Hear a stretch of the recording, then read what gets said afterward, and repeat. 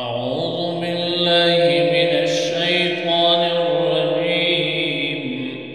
بسم الله الرحمن الرحيم.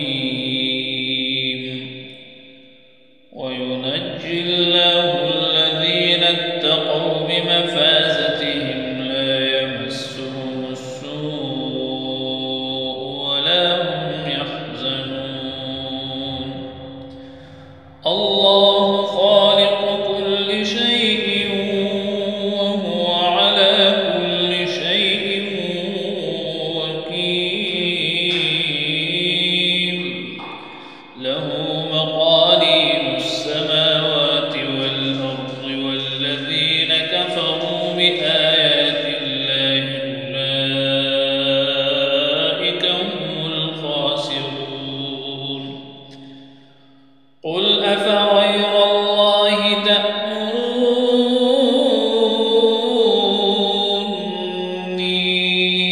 أعبد أيها الجاهلون. ولقد أوحي إليك وإلى الذين من قبلك لئن أشركت ليحبطن عملك ولتكونن من الخاسرين. بل الله فاعبد وكن من الشاكرين. وما قدر الله حق قدره والأرض جميعا قبضته يوم القيامة والسماوات مطويات بيمينه سبحانه وتعالى عما يشركون. ونفخ في الصور فصعق من في السماوات ومن في الأرض إلا من شاء الله. ثم نفخ فيه أخرى فإذا هم قيام ينظرون. وأشرقت الأرض بنور ربها ووضع الكتاب وجيء بالنبيين والشهداء وقضي بينهم بالحق وهم لا يظلمون.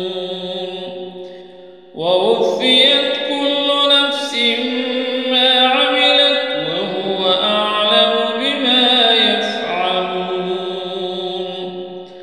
وسيق الذين كفروا إلى جهنم زمرا حتى إذا جاءوها فتحت أبوابها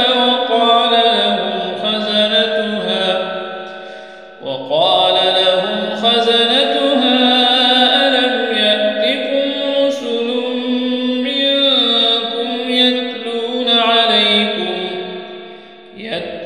عليكم آيات ربكم وينذرونكم لقاء يومكم هذا. قالوا بلى ولكن حقت كلمة العذاب على الكافرين. قيل ادخلوا أبواب جهنم خالدين فيها فبئس مثوى المتكبرين. وسيق الذين اتقوا ربهم إلى الجنة